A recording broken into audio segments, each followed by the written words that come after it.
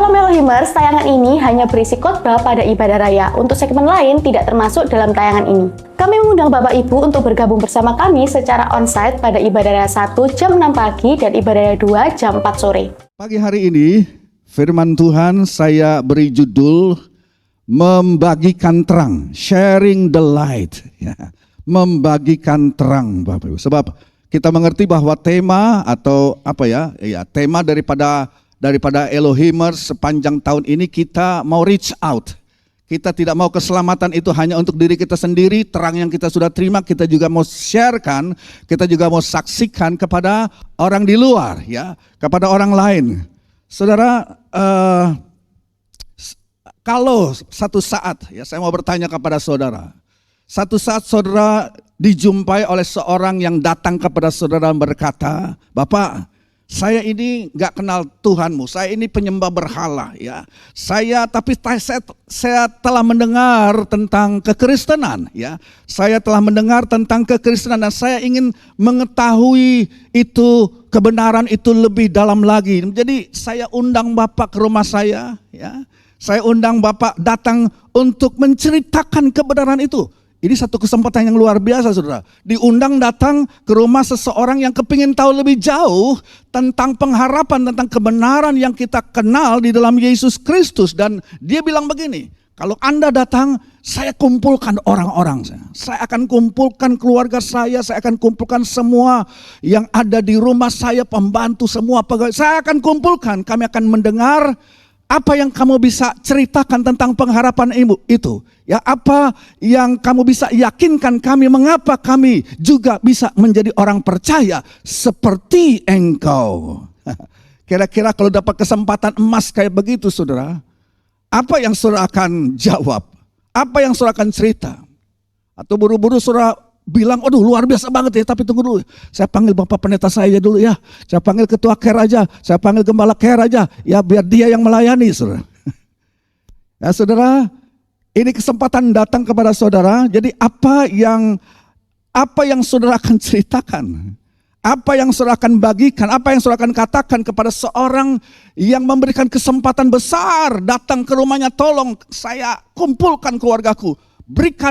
Ceritakan pengharapan yang engkau punya. Ya. Saudara, ini kisah nyata, pernah kejadian 2000 tahun yang lalu. Ya, Kisah Rasul pasal yang ke-10, saudara. Ya, orang tersebut bernama Cornelius. Dia orang kafir. Dan dia petinggi Romawi, dia seorang centurion, ya, perwira tinggi dalam tentara Roma, ya. Satu saat Alkitab katakan, sudah bisa baca sendiri di Kisah Rasul pasal 10, malaikat Tuhan datang ke rumahnya, kepada dirinya. Dan malaikat Tuhan kasih tahu sama orang ini, kirim utusanmu ke seseorang yang ada di Yopa, namanya Simon Petrus. Dia menginap di satu tempat, seorang penyama kulit yang namanya juga Simon, ya. Kirim utusan dan orang ini akan datang dan dia akan kasih tahu apa-apa yang kamu harus lakukan. Dia akan kasih tahu tentang Yesus Kristus sebagai Tuhan dan Juru Selamat. Ya. Nah itu di rumahnya Cornelius. Di tempat lain, saudara, di kota Yope, tempat di mana Simon Petrus ini sedang nginep di rumah seorang yang namanya Simon juga, tapi itu Simon penyama kulit. Saudara,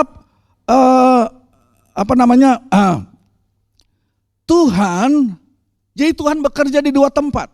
Pertama, dia bekerja dalam kehidupan Cornelius dengan mengirimkan malaikat, ya, untuk dengan pesan kirim orang pergi ke rumah yang seorang yang namanya Simon Petrus, minta dia datang, dia akan kasih tahu apa yang kamu harus lakukan. Di sisi lain di Yope, Simon Petrus juga Tuhan bekerja dalam kehidupannya. Kenapa, saudara? Sebab Simon Petrus ini seorang Yahudi tulen. Dan peraturan Taurat melarang orang Yahudi sangat keras, gak boleh bergaul dengan orang kafir. Masuk rumahnya apalagi, saudara, ya, apalagi makan minum, ya, masuk rumahnya aja gak boleh, itu dianggap najis, gak boleh. Taurat melarang persekutuan atau seorang Yahudi asli datang berkunjung dengan alasan apapun ke rumah seorang yang tidak kenal Tuhan. seorang kafir, dan kita tahu bahwa Cornelius adalah seorang daripada tentara Romawi, ya. Dia seorang pemimpin, dia orang kafir, saudara, ya. Jadi Petrus harus diyakinkan dulu oleh Tuhan. Aku mau Petrus, dengan kata lain kalau saya singkatkan, aku mau Petrus kamu pergi ke rumah orang kafir tersebut, jangan anggap dia najis. Aku punya rencana, ya. Jadi apa yang aku anggap tidak najis, kamu jangan anggap najis. Itu lewat satu penglihatan yang diperlihatkan oleh Tuhan 3 kali turun. Kan kita tahu kisahnya, ya. Ada seperti taplak meja begitu, di dalamnya ada binatang-binatang kafir yang diminta oleh Tuhan supaya Petrus menyembelihnya, memotong dan memakannya. Tapi 3 kali juga saudara Petrus berkata, gak bisa, ini najis, aku gak boleh, aku Yahudi asli, itu dilarang. Dan sebenarnya ini menunjuk kepada orang-orang non-Yahudi, orang-orang kafir yang Tuhan juga mau lawat mereka. Dan ini penglihatan ini datang kepada Petrus, saudara, dan Petrus mentaati. Oke, kalau itu maumu Tuhan, dan tepat saudara, seperti perkataan, seperti visi yang dilihat oleh Petrus, saudara, turun dari langit itu, ya. Ketok-ketok di rumahnya Petrus di Yope itu ada 3 orang yang diutus, saudara, dari tempatnya Cornelius sudah sampai ke sana. Petrus turun, ya. Roh Kudus kasih tahu sama dia, turun ke bawah, ketemuin orang-orang itu, ya. Roh Kudus bisa ngomong, saudara. Turun ke bawah, ketemu orang-orang itu, dan Petrus ketemu dengan 3 orang itu, mau apa kalian? Ya, dan mereka menceritakan maksud tujuan kedatangannya untuk membawa Petrus pergi ke rumah Cornelius, saudara. Dan Petrus setuju, dan kita melihat Petrus pergi dan memberitakan Injil di Kisah Rasul pasal 10. Memberitakan Injil di rumah seorang non-Yahudi. Itu melawan adat istiadat Yahudi, saudara. Ya. Tapi Petrus harus lebih taat dan lebih takut kepada apa yang Tuhan katakan.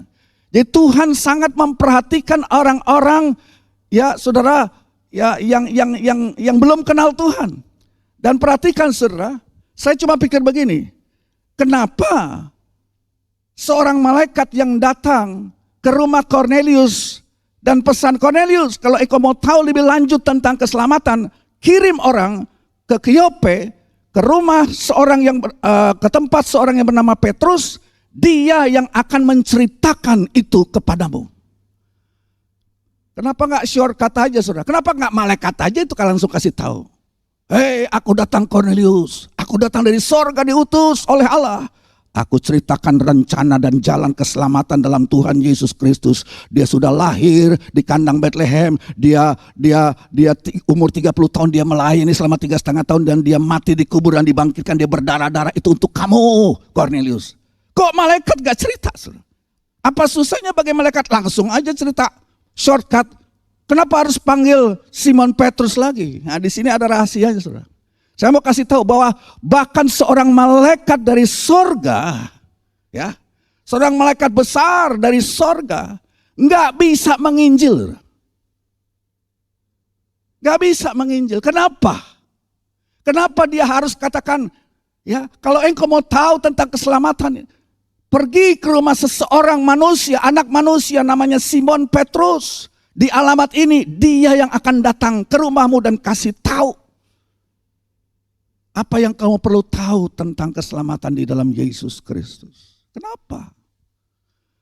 Saudara, malaikat tidak mengenal yang namanya penebusan. Malaikat tidak bisa mengerti yang namanya penebusan, sebab malaikat tidak pernah ditebus. Saudara tahu nggak, kalau malaikat bikin salah udah nggak ada ampun. Itu sistem gugur. Ya, Lucifer waktu mengadakan pemberontakan dan semua pengikut-pengikutnya yang coba ikut dia, langsung hari itu juga dicampakkan ke bumi ini, saudara. Nggak ada ampun kalau malaikat saudara berdosa.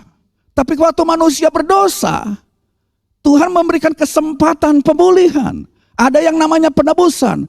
Jadi manusia yang mengalami penebusan ini satu-satunya makhluk di jagat raya ini, saudara, yang mengalami kasih karunia penebusan oleh karena darah anak domba, oleh karena kedatangan Yesus Kristus. Kita mengalami, saudara mengalami. Itulah sebabnya bukan malaikat yang diutus untuk bersaksi, saudara, sebab kita mengalami. Kita nggak bisa diam.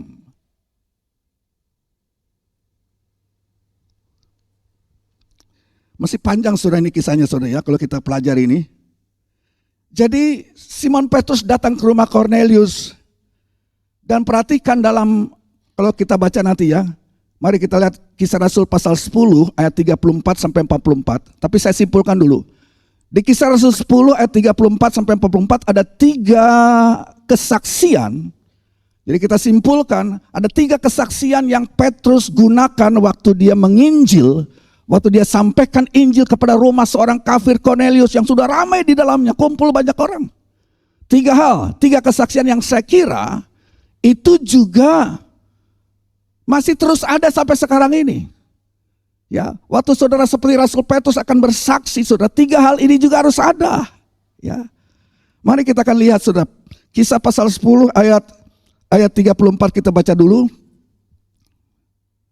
Lalu mulailah Petrus, ayat 34-nya, berbicara katanya, sesungguhnya aku telah mengerti bahwa Allah tidak membedakan orang. Setiap orang dari bangsa manapun yang takut akan Dia dan yang mengamalkan kebenaran berkenan kepadanya. Itulah firman yang Ia suruh sampaikan kepada orang-orang Israel, yaitu firman yang memberitakan damai sejahtera oleh Yesus Kristus yang adalah Tuhan dari semua orang. Saudara tahu tentang segala sesuatu yang terjadi di tanah Yudea, mulai dari Galilea, sesudah baptisan yang diberitakan oleh Yohanes, yaitu tentang Yesus dari Nazaret. Bagaimana Allah mengurapi Dia dengan Roh Kudus dan kuat kuasa. Dia yang berjalan berkeliling sambil berbuat baik dan menyembuhkan semua orang yang dikuasai oleh iblis, sebab Allah menyertai Dia. Dan kami, garis bawah ini, kami adalah saksi dari segala sesuatu yang diperbuatnya di tanah Yudea maupun di Yerusalem. Dan mereka telah membunuh Dia dan menggantung Dia pada kayu salib.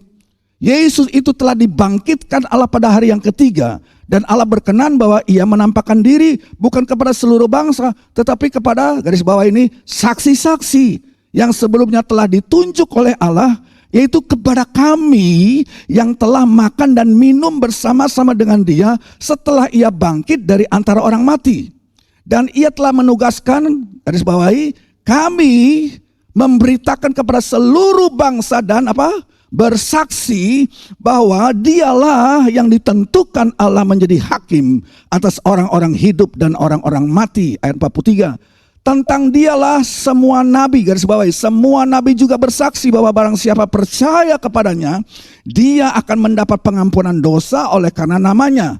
Ayat yang terakhir, ayat 44, ketika Petrus, ini penting saudara, ketika Petrus sedang berkata demikian, turunlah Roh Kudus ke atas semua orang yang mendengarkan pemberitaan itu.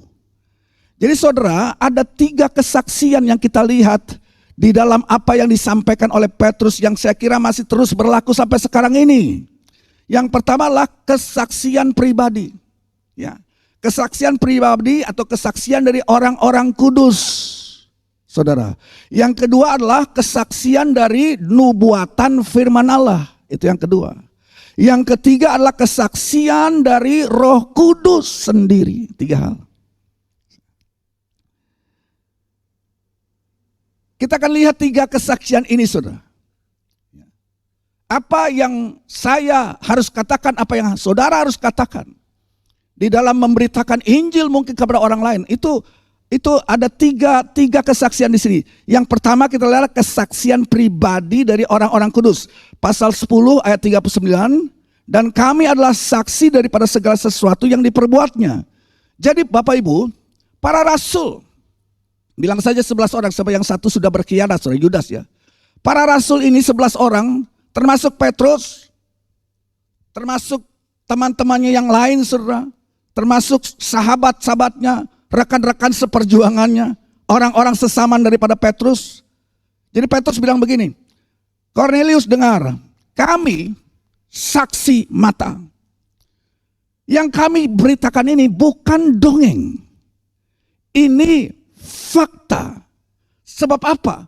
Kami bersentuhan langsung dengan orang pribadi yang namanya Yesus ini. Kami lihat apa yang Dia perbuat dengan mata kepala kami sendiri.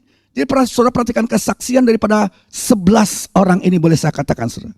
Ya, 11 murid-murid Yesus, merupakan saksi-saksi hidup. Mereka mempunyai latar belakang yang berbeda dari hidup mereka. Karakter mereka juga berbeda satu dengan yang lain. Tapi saya mau katakan bahwa mereka lah saksi yang beragam dan seimbang 11 orang ini. Kita lihat ya dengan cepat ya. Yohanes, siapa Yohanes? Yohanes itu ya dia mungkin yang paling muda dari grup 12 murid Yesus. Dan saya katakan, ini semua saya sarikan dari Injil ya. Dia seorang pengamat yang baik, Yohanes itu.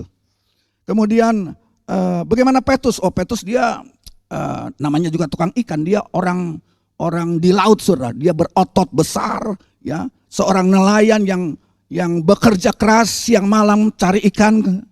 Kemudian ada murid lain yang namanya Simon, orang Selot. Apa ini? Orang Selot. Ini aktivis politik. Jadi ada aktivis politik dalam murid Yesus yang menjadi saksi nanti. Selot, sebab istilah Selot itulah orang-orang yang fanatik, saudara. Mereka lah pejuang politik. Ini satu kelompok kaum Selotis. Ya. Jadi nama itu ya menunjukkan bahwa Simon ini adalah kaum nasionalis radikal. Tuh Simon. Dia cinta bangsa Yahudi. Dia nasionalis radikal. Siapa lagi? Ada Nathanael dan Thomas. Nah, Nathanael dan Thomas, dua orang ini adalah orang-orang yang mungkin cenderung skeptik ya. Tidak gampang percaya, saudara. Mereka kepingin membuktikan sendiri, mereka kepingin melihat sendiri ya. Jadi mereka mempunyai pemikiran yang kepingin tahu. Ya, itu Thomas dan Nathanael. Bagaimana Matius? Matius pebisnis dia nih. Tapi pebisnis dia kerjasama dengan penjajah. Makanya Matius sebenarnya dibenci. Dia pemungut cukai.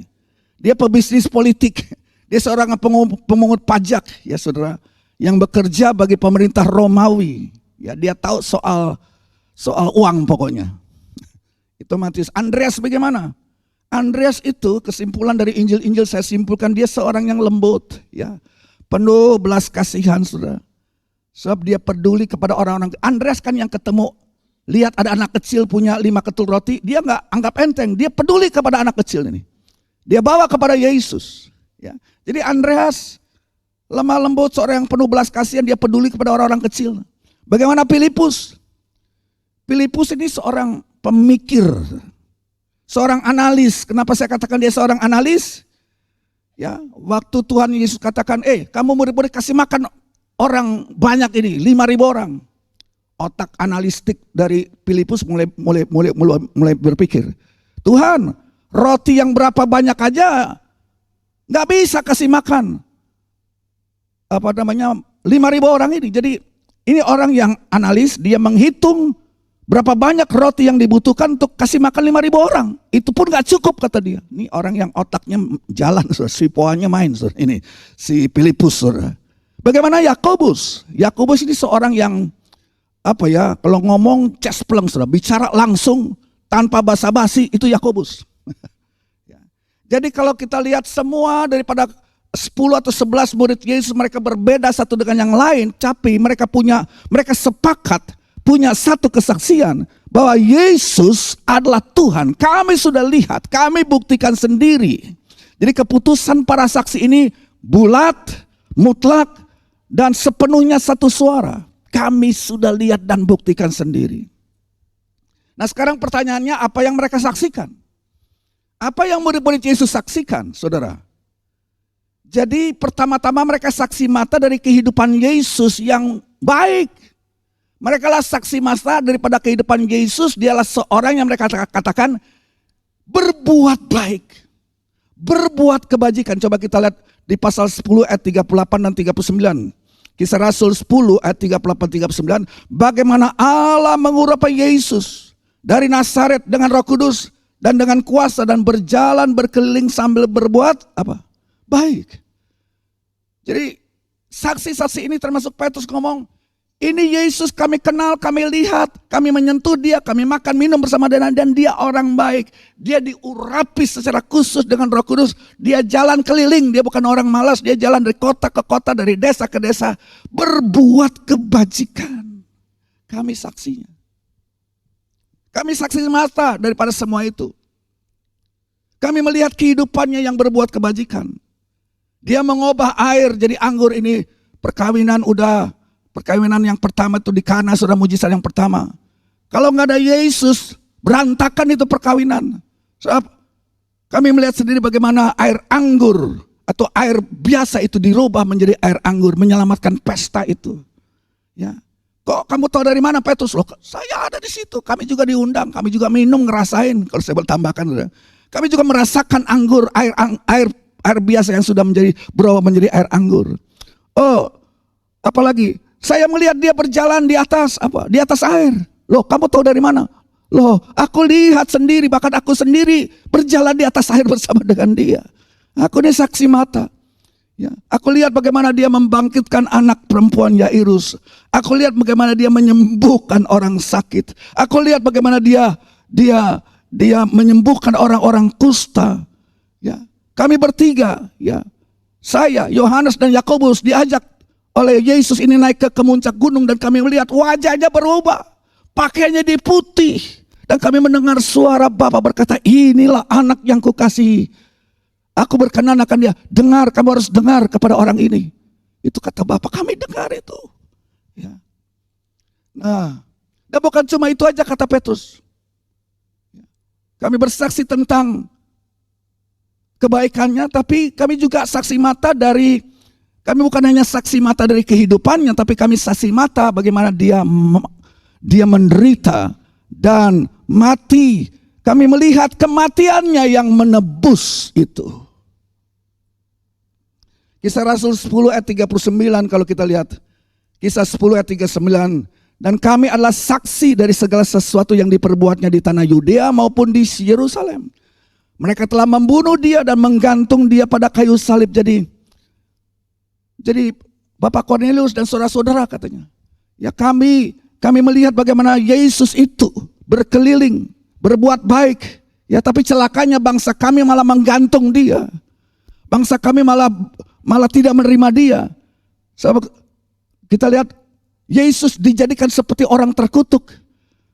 Ada penghukuman Romawi, penyaliban Romawi yang sangat ngeri sudah diberlakukan kepada orang yang berbuat kebajikan ini.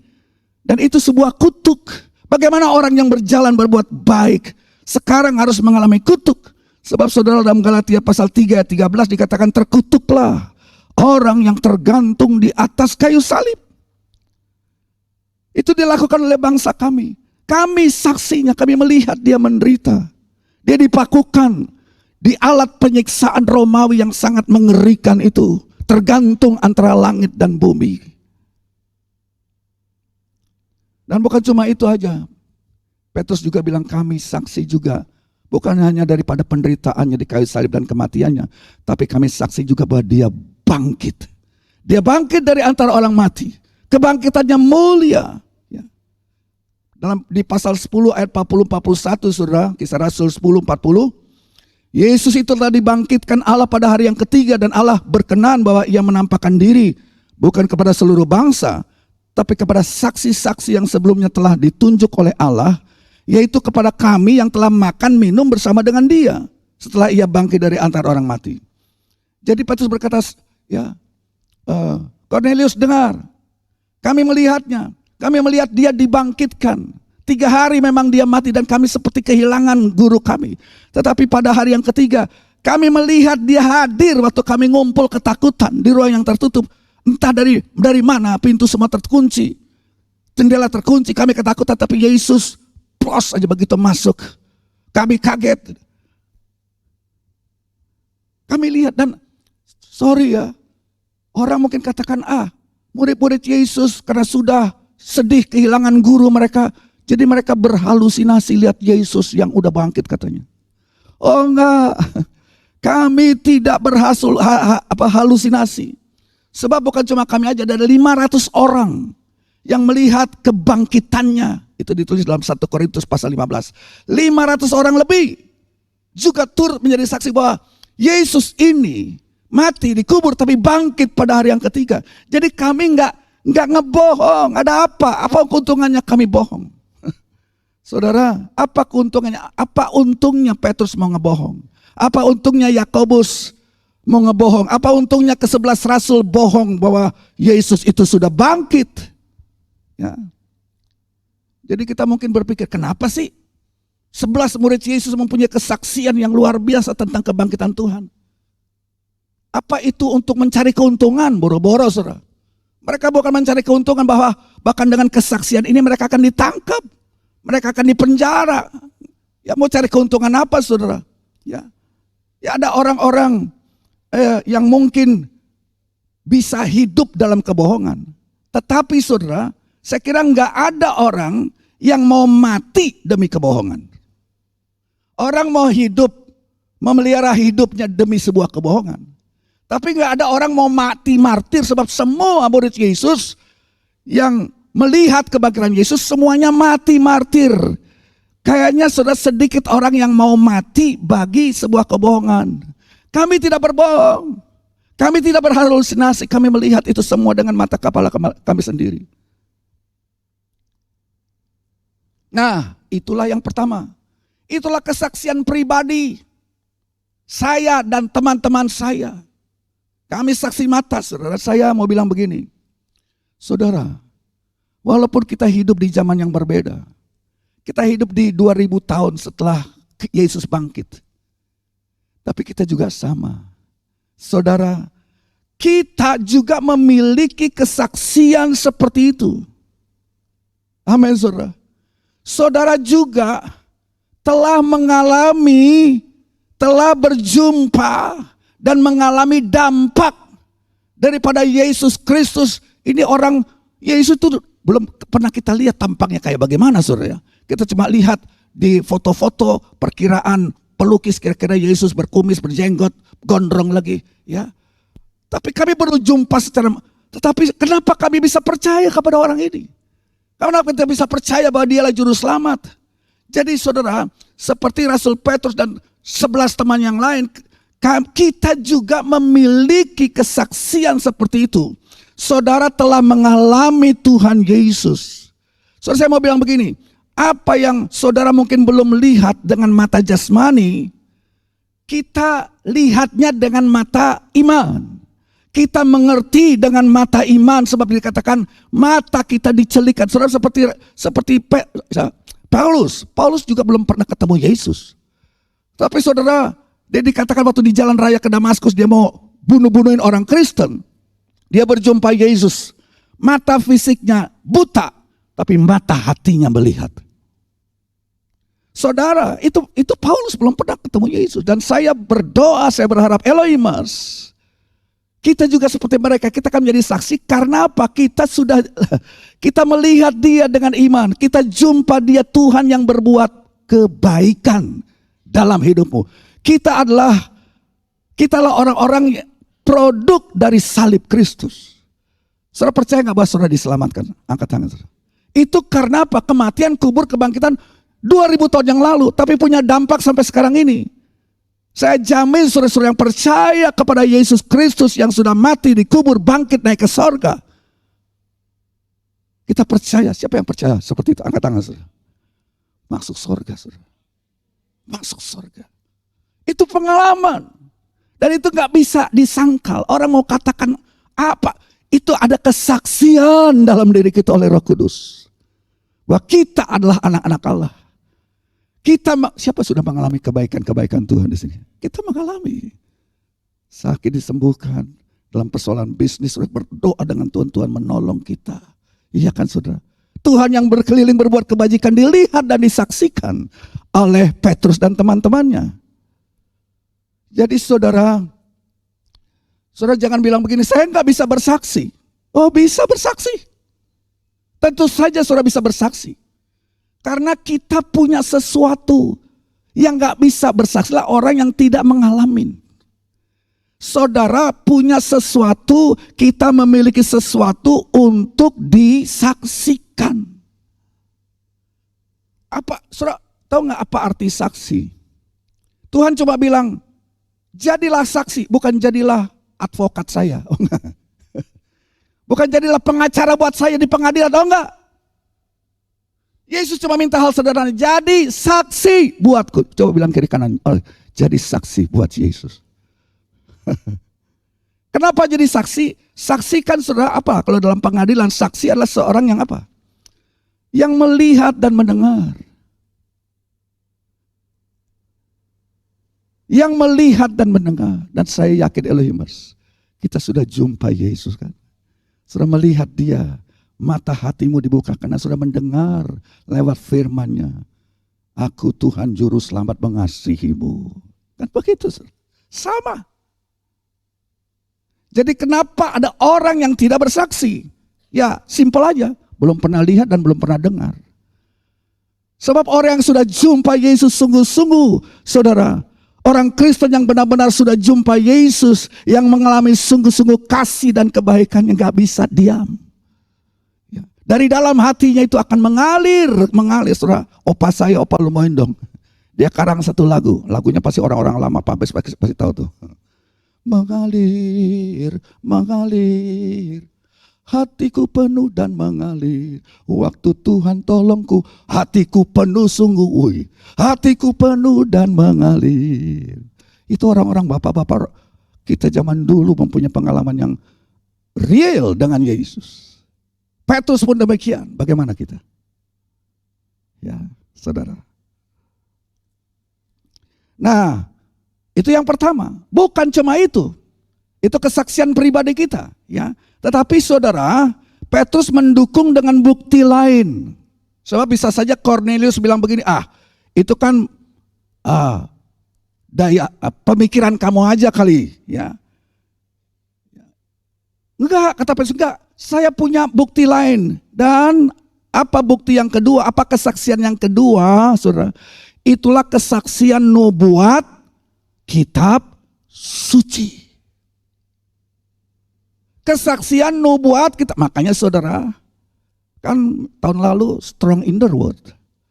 Iya saudara, itu bukan asalan saja. Kita harus melihat bahwa waktu saudara mempelajari Alkitab, saudara melihat ada Yesus Kristus. Setiap lembaran Alkitab dari Kejadian sampai Wahyu, fokusnya bicara tentang Yesus, sudah gak ada yang lain. Ya, saudara udah mau ngajar udah lebih dari 1,5 tahun. Ya, saudara yang mengikuti pelajaran Alkitab. Dari apa? Knowing my Bible.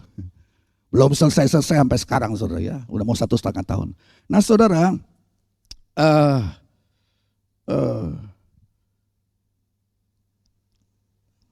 ya kita baca dulu. Jadi ini tentang nubuat kitab suci. Kisah Rasul 10 ayat 43. Kisah 10 ayat 43. Tentang dialah semua nabi bersaksi. Perhatikan tuh. Tentang dialah semua nabi bersaksi bahwa barang siapa percaya kepadanya, dia akan mendapat pengampunan dosa oleh karena namanya. Jadi bukan hanya kata Petrus kesaksian pribadi saya dan pribadi teman-teman saya tentang Yesus. Kami sudah lihat, kami sentuh dia. Tapi kami punya Alkitab. Zaman dulu perjanjian baru belum ada. Mereka baru punya Alkitab perjanjian lama. Ini Alkitab kasih kesaksian. Fokusnya adalah Yesus yang disalibkan dan darahnya yang menebus. Ya saudara, saya minta tolong ditampilkan saja ya. Jadi saudara kalau saudara belajar Alkitab dari perjanjian lama aja lah. Dari Kejadian sampai Maleaki. Boleh ditampilkan daftar itu. Saya akan bacakannya, panjang nih saudara.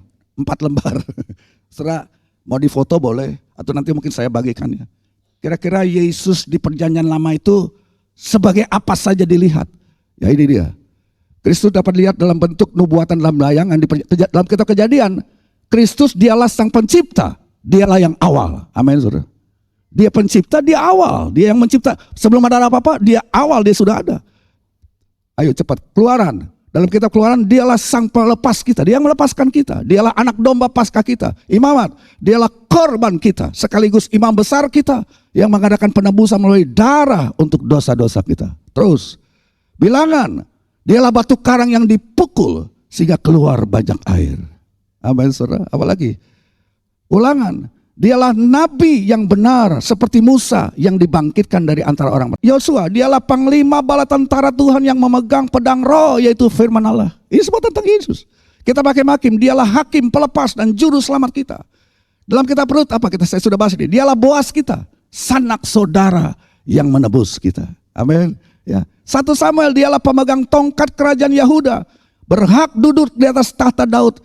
di dalam kerajaannya yang kekal. 2 Samuel dialah yang lebih besar dari Raja Daud yang meneguhkan tata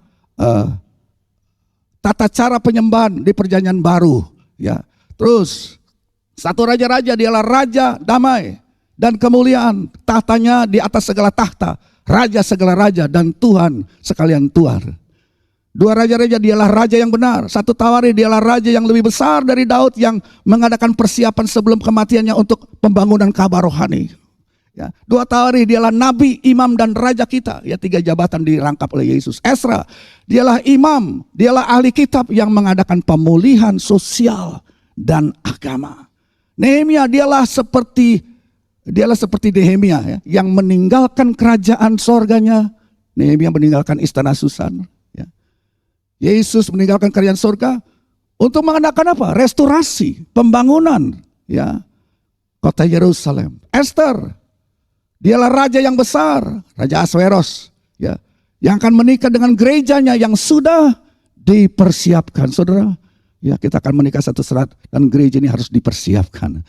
Gereja adalah digambarkan seperti Esther dan Yesuslah raja yang besar itu. Ayub dialah imam yang menderita dengan sabar.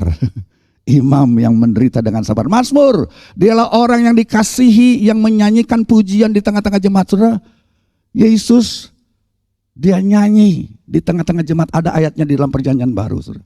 Di tengah-tengah jemaat Yesus kan ikut ibadah. Ngapain? Yesus ikut ibadah dan dia menyanyi di tengah-tengah jemaat, menyembah, memuji Allah Bapa dalam surga. Itu Yesus. Jadi saudara, kalau Yesus aja dalam jemaat gak mingkem nyanyi, saudara juga harus nyanyi. Saudara, itu dikatakan dalam kitab Mazmur, dialah orang yang dikasih. Ya, saudara memuji, membesarkan nama Tuhan, penyanyi tengah jemaat, saudara juga orang yang dikasihi. Haleluya. Terus Amsal dialah hikmat Allah. Pengkhotbah dialah sang pengkhotbah hikmat dari Allah. Kidung Agung dialah raja damai dan pengantin laki-laki yang dikasih. Dalam kitab Yesaya dialah keselamatan kita. Kitab Yeremia dialah nabi yang menderita, yang membuat perjanjian yang baru. Ya. Ratapan dialah nabi yang menangis. Saudara cari di Injil, Yesus lebih banyak menangis dari ketawa. Coba lihat. Iya. Ya. Karena dia prihatin melihat keberadaan umatnya, bangsanya yang sedang ditekan dalam dosa. Dia menangis. Ya. Apalagi saudara, Yeskiel dialah anak manusia, diutus kepada bangsa Yehuda. Daniel dia adalah batu yang menghancurkan kerajaan-kerajaan dunia ini. Hosea adalah nabi yang menebus di dalam kasih. Yoel dialah pembaptis dengan Roh Kudus. Bahwa di perjanjian lama semua kitab-kitab itu berbicara dan menunjuk tentang Yesus dalam bentuk bayangan, tipologi dan sebagainya. Hosea adalah nabi yang menebus dalam kasih. Yoel dialah pembaptis dalam Roh Kudus. Amos dialah pemikul beban dosa kita. Obadya dialah sebagai pelaksana hukuman ilahi. Yunus, Tuhan yang penuh belas kasihan kepada bangsa-bangsa kafir. Nabi Mika dialah yang meneguhkan gereja. Nahum dialah yang melaksanakan pembalasan atas semua yang tidak mengenal Allah dan tidak taat kepada Injil Tuhan Yesus Kristus. Itu dalam kitab Nahum. Yesuslah melaksanakan pembalasan atas semua yang tidak mengenal Allah dan tidak taat kepada Injil Tuhan Yesus Kristus. Habakuk dialah yang akan, Yesus adalah yang akan memberi pahala bagi mereka yang mencari dia dengan iman. Sefanya dialah yang melaksanakan hukuman Allah pada hari murka Allah. Hagai dialah yang membangun rumah Allah, yaitu gerejanya. Sakaria dialah raja atas seluruh bumi. Maleaki dialah Allah yang memurnikan, menyucikan Ka'bahnya. Itu semua ringkasan tentang siapa Yesus dipandang, dilihat dari nubuatan nabi-nabi perjanjian lama. Itu saksi yang kedua. Ya, makanya saudara harus kenal ini Alkitab. Ya. Amin. Yang terakhir, yang ketiga. Oh, waktu jalan terus saudara. Yang ketiga, jadi yang pertama adalah kesaksian pribadi dari Petrus dan teman-temannya, kesaksian orang-orang kudus. Kemudian ada kesaksian dari nubuatan kitab suci yang kita sudah lihat tadi. Ya. Dan sekarang saatnya kita lihat saudara, kita baca dalam Kisah Rasul pasal 5 ayat 32. Kisah Rasul 5 ayat 32, para rasul ya. Kisah para rasul pasal 5 ayat 32. Kita baca, dan kami adalah saksi dari segala sesuatu itu. Terus gimana? Apa kami sendiri? Kami dan Roh Kudus dikatakan, yang dikaruniakan Allah kepada semua orang yang mentaati Dia. Jadi saudara lihat, ya, rahasia daripada kita para pemberita Injil. Rahasia daripada saya sebagai pengkhotbah, saudara. Saya tidak mau bergantung kepada kemampuan saya berbicara. Saya tidak mau bergantung kepada kemampuan retorika mungkin yang saya pelajari berkali di sekolah kitab atau yang pelajari di YouTube atau apalah. Saya tidak mau bersandar bergantung dalam pemberitaan Injil kepada kepandaianku berbicara untuk meyakinkan orang. Saya bergantung sebab bukan cuma saya yang ngomong, sebab di situ dikatakan tadi, ya, kami dan Roh Kudus dikatakan. Makanya saudara perhatikan, kita baca Kisah Rasul pasal 10 ayat 44, ini merupakan puncak. Petrus bersaksi dari kesaksian pribadi dia tentang Yesus. Yang kedua, dia kutip ayat-ayat firman Allah nubuatan perjanjian lama yang menggenapi tentang Yesus. Dan yang ketiga kita baca, ini puncaknya. Kisah Rasul 10 ayat 44, ketika Petrus masih berbicara, coba, dia masih ngomong, saudara. Roh Kudus turun, kata semua orang yang mendengarkan firman itu. Wah, ini luar biasa. Roh Kudus turun.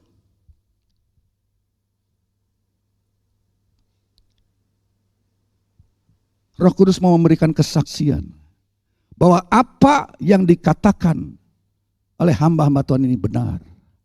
Waduh, saya saudara kalau berpikir, saya itu pernah kejadian kalau nggak salah di Rusia ya. Kita dengan bahasa Inggris patah-patah udahlah. Kita ngumpulin orang-orang, saudara. Orang-orang, anak-anak muda. Banyak sebagian besar mereka belum kenal Tuhan atau sudah ada beberapa yang kenal Tuhan. Dan saya bagikan tentang Roh Kudus, saudara. Saya ceritakan tentang pengalaman saya ceritakan dan saya ambil juga dari Alkitab. Kemudian saya tantang, siapa mau penuh Roh Kudus? Datang pada itu semua. Saya pikir, waduh, ini kalau nggak penuh Roh Kudus gimana tuh? Tapi saya berdiri atas firman Tuhan. Saudara, karena kepolosan hati mereka, saya tumpang tangan dalam nama Yesus, terima. Penuh Roh Kudus mereka, saudara. Jadi Roh Kudus itu menemani kita, menemani saya dan saudara bersaksi. Kesaksian itu bukan dari mulut kita, tapi kesaksian itu juga ada di dalam kita. Jadi Roh Kudus menolong saya dan saudara. Dalam kita bersaksi, Roh Kudus memberikan kesaksian bahwa apa yang orang itu katakan, apa yang saudara saksikan, apa yang saudara ceritakan, apa yang saudara kutip dari ayat-ayat firman Allah, itu benar bahwa Alkitab berisi satu berita tentang Yesus Kristus yang sudah datang Allah menjelma menjadi manusia, ya, dikubur, dia melayani selama 3,5 tahun, dia menderita di atas kayu salib, dikubur, mati, dikubur, bangkit, naik ke sorga, dan dia berjanji aku akan datang kembali. Itu Injil. Simpel aja, Injil itu cerita tentang kematian, kubur, saudara, apalagi kematian, kubur, kebangkitan, dan kenaikan Yesus, dan kedatangan Yesus. Itu berita Injil. Bahwa Tuhan ini akan datang lagi sebagai hakim. Saudara, waktu saudara ceritakan itu, pengalaman saudara, apa yang Tuhan sudah lakukan dalam hidupmu. Dan saudara juga buktikan itu bahwa Alkitab menopang itu, saudara. Saya percaya Roh Kudus juga bekerja bersama-sama dengan saudara, memberikan keyakinan bahwa apa yang saudara beritakan itu benar, tidak ada yang lain. Amin. Saya tidak panjangkan firman Allah, saudara, pada pagi hari ini. Mari